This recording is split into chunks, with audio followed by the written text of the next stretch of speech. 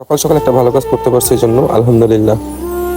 তো জানি না ভিতরে কেমন জানি একটা আবেগ কাজ করলো। এইসব ধরনের ভিডিও আমি কখনো বানাই না। আসসালামু আলাইকুম। সকালবেলা যখন ঘুম থেকে উঠে দোকানের উদ্দেশ্যে রওনা দিলাম, তখন দেখলাম কোনো রিক্সা নাই। আমি অটো রিক্সার জন্য ওয়েট করতেছি। তা মামা বারবার বলতেছে যে না মামা আসেন, আমি যাব আমি যাব। তো তখন চিন্তা করলাম যে না ঠিক আছে আসেন মামা।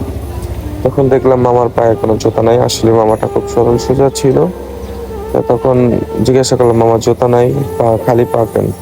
বলতেছে যে না মামার জুতা বুটটা ছিঁড়ে গেছে, জন্য ফালাই দিছি। তা জুতা কিনো, তা মামা টাকা নাই।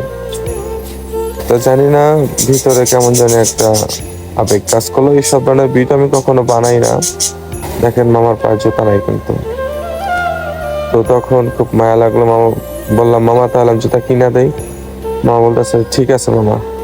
তো এত সকাল সকাল দোকান, তো জুতার দোকান খোলা নাই। তো একটা জুতার দোকান খোলা পাইছিলাম।